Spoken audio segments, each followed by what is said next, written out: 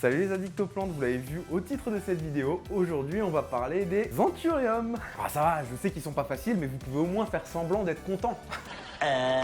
Non. Et pour ça, on a notre petite table habituelle pour changer d'espèce une par une. Ça faisait vraiment un petit moment que j'avais envie de faire cette vidéo, mais j'étais confronté à un problème, c'est que les anthuriums, c'est assez compliqué d'en parler parce que chaque anthurium est très différent, n'a pas les mêmes faiblesses, pas du tout le même entretien, contrairement à plein d'autres espèces. C'est compliqué, mais c'est compliqué. Du coup, c'est assez difficile de vous en faire une vidéo pour vous donner des conseils qui marcheront avec tous. Pour moi, c'est quasiment impossible. Il y a des conseils que je vais vous donner qui s'appliqueront pas partout, mais c'est vraiment une famille qui est assez particulière pour ça. Donc, faudra pas m'en tenir rigueur. C'est juste que sur YouTube, j'avais envie de faire des formats un peu plus généraux où je parle d'une famille et pas spécialement d'une espèce. Je vais essayer de vous transmettre tout ce que je sais, même si c'est pas l'espèce que je maîtrise le mieux. J'ai quand même fait mon petit bout de chemin et j'en ai connu pas mal en 4 ans des anthuriums. Et je pense qu'aujourd'hui, je peux quand même essayer de vous donner quelques petits conseils qui peuvent s'appliquer à peu près partout avec eux. Du coup, on est parti pour ça. D'ailleurs, je sais que pour les anthuriums, il y a toujours une farouche bataille entre ceux qui kiffent les feuilles bien texturées et ceux qui kiffent les feuilles bien longues. Personnellement, je suis team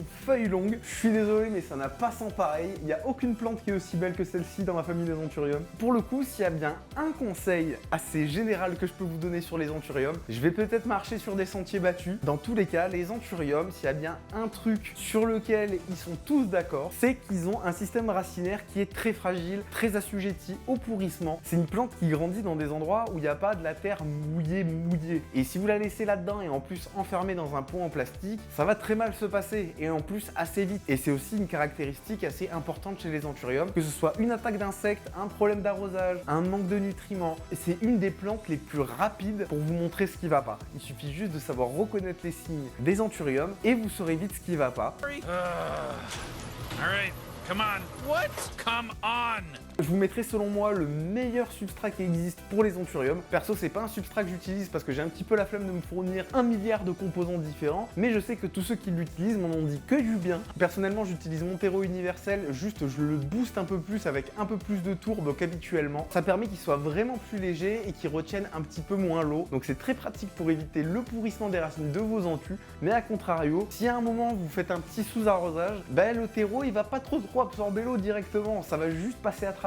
Donc dans ces cas-là, si vous utilisez le même terreau que moi, je vous conseille de plus bassiner vos anthuriums plutôt que de juste les arroser. Ça reste plus simple et plus sain. Et d'ailleurs, un autre truc sur lequel ils s'entendent quand même aussi tous pas mal, c'est qu'il y en a que très peu. Je dirais qu'il y a le luxuriant extradicant qui est juste ici, ce petit bout là, qui est assez facilement bouturable directement sans marcoter. Sinon, tous les autres anthuriums que j'ai pu tester, C'est pas une sinécure.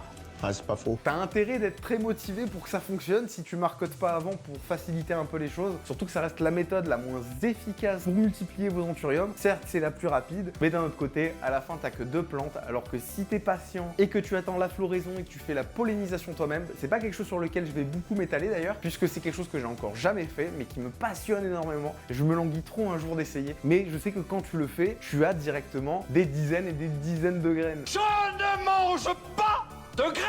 Et en plus, tu peux accoupler différents types d'anthurium pour en faire des nouveaux. Surtout qu'en plus, comme je vous disais sur TikTok et Instagram, quand tu mélanges 2 espèces différentes d'anthurium, tu en obtiens une nouvelle qui est bien plus résistante que les 2 parents séparés. Donc c'est double bénéf. Mais par contre, un anthurium pour qu'il ait des fleurs assez grosses, assez conséquentes qui vont supporter tout ça, c'est pas avec un petit anthurium de cette taille-là que tu vas pouvoir faire une pollinisation assez conséquente. Je sais même pas si ça marcherait sur une toute petite fleur, parce que lui m'en a déjà fait et je peux vous dire qu'elles sont pas bien grandes. Du coup, j'ai même pas tenté me disant que ça fonctionnerait sûrement pas, parce que la plante est trop jeune. Et tant qu'on est sur les sujets sur lesquels ils s'accordent tous plutôt bien, on a aussi les trips, sur lesquels ils sont tous d'accord, c'est leur meilleure copine. En même temps, les trips, elles kiffent les recoins, et sur certaines feuilles, comme par exemple les anthuriums luxuriants, qui ont des feuilles très texturées, on va dire ça comme ça, elles ont une myriade de recoins pour aller se cacher, se caler, et que même le jet d'eau aura du mal à les dégager. Du coup, elles adorent ces petites plantes-là, et c'est une des espèces, je trouve, où c'est vraiment le plus difficile de se débarrasser des trips. Maintenant, quand j'en ai sur des anthuriums, vraiment, j'essaye 1 fois, 2 fois.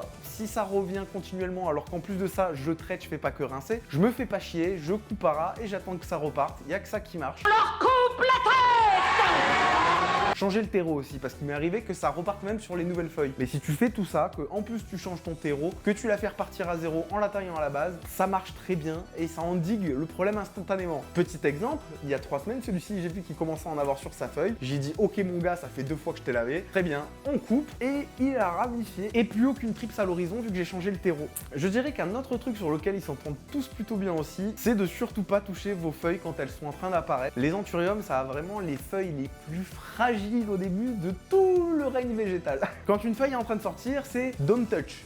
Laissez faire. Même si vous voyez qu'il y a 1 ou 2 larves de trips ou quoi, vraiment, vous prenez pas la tête, laissez-la grandir un petit peu et quand elle atteint une taille raisonnable, qu'elle est plus très fine, vous passez un petit coup d'eau et vous la laissez terminer son développement. D'ailleurs aussi, un truc qui est cool à savoir, c'est que les anthuriums, pour ça marche aussi comme les monstera. C'est pas exactement pareil. De toute façon, on vulgarise ici. Si vous lui mettez un petit coup de cutter parce qu'elle ne donne plus trop de signes de vie, ça va stimuler sa croissance, elle va se mettre à ramifier à plein d'endroits, faire des petites têtes, des petites pousses, un petit peu à droite à gauche. C'est une astuce à pas hésiter d'utiliser. Si vous voyez que votre anthurium il est un petit peu en dormance, qu'il veut plus bouger les fesses à faire des nouvelles feuilles depuis quelques temps, il y a pas mieux. Ça et un bon petit engrais bien riche en azote dans son petit terreau bien aéré et il vivra sa best life. Dans mon monde à moi, il n'y a que des poneys.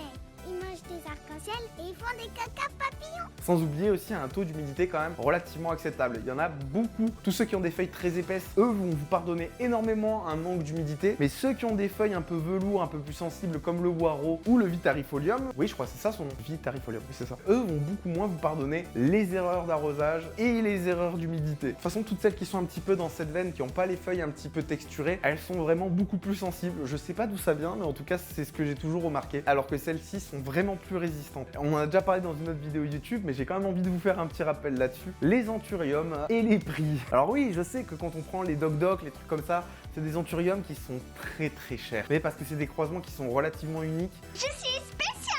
Et qui sont pas faciles à faire et pas faciles à entretenir, donc il y a quasiment personne qui les produit, donc c'est l'offre et la demande, il y a des dizaines de personnes qui les veulent, voire même des fois des centaines, et il n'y a pas des centaines de spécimens, donc ça explique leur prix. Et d'autant plus, comme je vous ai expliqué précédemment dans la vidéo, que avoir des fleurs d'anthurium à maturité, prêtes à vous faire des dizaines d'anthurium viables, ben ça prend des années à obtenir. Du coup, je ne peux que comprendre ces producteurs, même si je dois avouer que ça me casse les couilles, parce que j'aimerais bien en avoir des anthuriums de fous furieux malades et tout, mais bon, sachant que le but de mon entreprise c'est de faire de la production, autant vous dire qu'une plante qui dort 6 ans dans les stocks, c'est pas top. C'est pour ça que c'est pas l'espèce que j'ai le plus. On a ici la quasi-totalité, il doit m'en rester 5 ou 6 dans ma tente, des anthuriums que j'ai. Quand je les achète en général, je les achète et je les revends. C'est une des seules espèces avec laquelle je fais ça, parce que il y a quasiment pas d'option de bouturage et il faut des années avant de pouvoir les reproduire. Ou à part par marcotage, mais c'est quand même pas le truc le plus rapide, le plus fiable. En plus après, l'anthumère, bon, il a pas forcément une super tête en fonction de à quel moment tu l'as coupé, parce que les anthuriums, quand tu les achètes chez des producteurs, au tout départ pour te fournir, ils sont petits, c'est très rare de les acheter très gros, parce qu'en plus les anthuriums très gros, ça devient vite un délire, que ce soit sur le transport ou le prix. Même des anthuriums classiques, il m'est arrivé d'en voir à des prix, mais oh là là. Mais tout ça parce qu'ils étaient vraiment très matures, et que vu que pour atteindre ce stade-là, ça a pris des dizaines d'années, ben ça vaut très cher. C'est comme, vous voyez la Monstera Deliciosa en jardinerie, quand elle est dans un petit pot, ça coûte 15 €, mais par contre quand elle fait 3,50 m de haut, qu'elle a des feuilles qui sont grosses comme ça, et ben là directement on est proche des 400, 500, des fois presque 1000 € en fonction de la taille, alors que pourtant il n'y a pas plus classique comme plante. Mais bref, je digresse.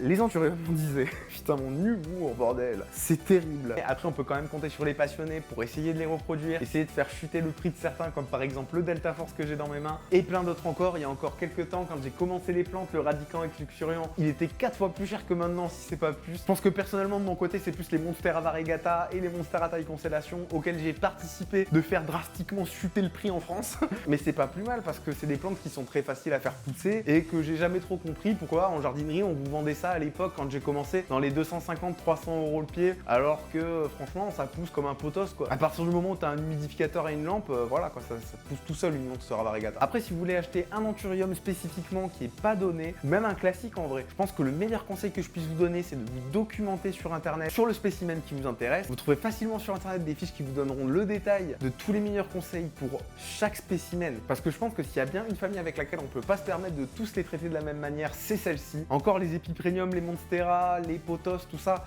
on peut limite, ces 3 espèces-là, des espèces entières, des familles entières de plantes, on peut limite les traiter de la même manière et ça va, alors que l'anthurium, entre 2 membres de la même famille, Non. D'ailleurs, un truc très intéressant, c'est qu'un anthurium, faut savoir que quand il a cette tronche-là, il est pas mort. Je vais essayer de vous montrer. Bon, c'est subtil, hein. Et vous voyez, juste ici, on a une petite pousse. Et il y en a un petit peu 2-3 de cette taille-là, un petit peu partout dessus. Même si les anthuriums, ils ont plein de défauts, plein de galères, qui sont pas faciles parce qu'il y en a quasiment aucun qui se comporte de la même manière et tout, bah ça reste quand même des plantes qui sont relativement vivaces. Tant que le cœur est en vie, il peut toujours repartir. Faut jamais vraiment complètement désespérer avec un anthurium. Le moment où tu peux vraiment désespérer, c'est qu'il est moisi en son centre. Voilà, ça, il part en purée. Mais sinon, même en étant très très sec, même en étant pas mal abîmé, même s'il a plus de feuilles, même si t'as l'impression qu'il reste que des racines et tout, ça peut arriver qu'il reparte. J'ai eu déjà des très très belles surprises avec des anthuriums. Je pense que s'il y a bien un truc qu'il faut garder en tête quand tu t'occupes d'eux, c'est qu'il faut pas perdre espoir.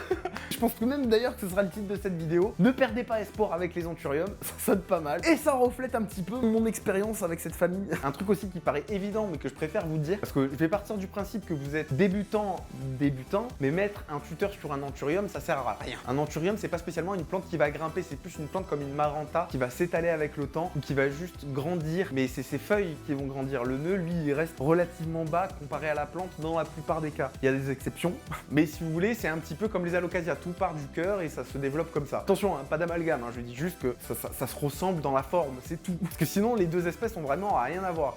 Psychologique? Non, qui se passe dans la tête. Ouais, je vois ce qu'il veut dire. Psychologique. Non, psychologique, c'est tout ce qu'il y a à la campagne, non? À la campagne? Ouais, les céréales, les machins. Agricole? Ah ouais, agricole. Si, à part peut-être que je crois qu'elles font toutes les deux partie de la grande famille des aracées, mais alors c'est quelque chose qu'il faut complètement que je vérifie. Faut savoir que moi là-dessus, je suis la plus grosse buse. Je sais rien du tout là-dessus, ça m'intéresse pas. Mais ça m'intéresse pas parce que les noms, voilà.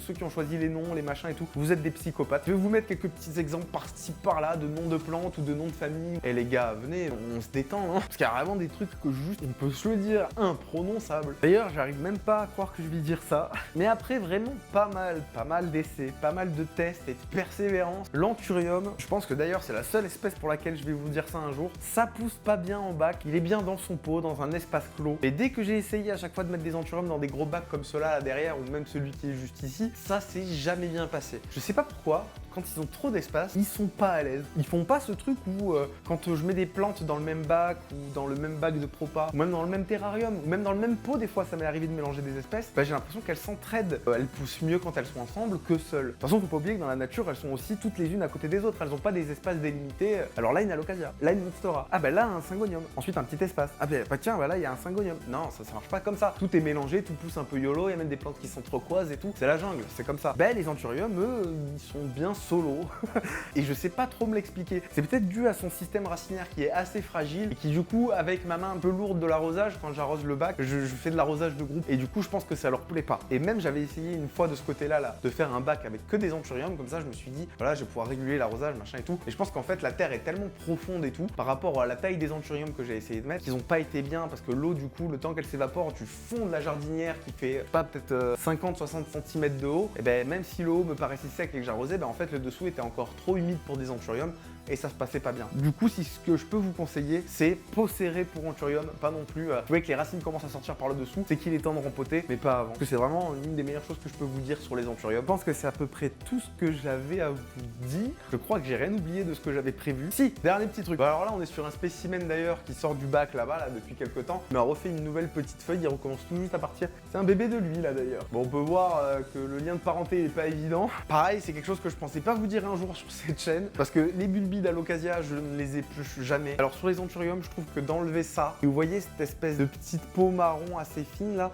ça souvent, ça bloque le développement des nouvelles feuilles. Et du coup, ce que je peux vous conseiller, c'est de, si comme moi, vous n'avez pas spécialement le temps parce que vous avez beaucoup de plantes, sur les 3-4 premiers centimètres, si ça s'enlève pas tout seul, faites-le vous. Comme ça, au moins, vous n'aurez pas de problème que votre feuille reste coincée et que ça veuille pas se passer correctement. Comme ça, si vous faites ça, ça se passe vraiment mieux. Et voilà, je pense qu'on est bon. Comme d'habitude, j'espère que je vous aurai quand même appris quelques trucs autour des anthuriums et que cette vidéo vous aura plu. N'hésitez pas à me le dire si c'est le cas. Et n'oubliez pas aussi de vous abonner si c'est pas encore déjà fait, l'histoire d'avoir encore plus de plantes sur YouTube. Moi, je vous dis à très bientôt les petits addicts aux plantes, c'était Léo. On se retrouve très bientôt pour toujours plus d'astuces.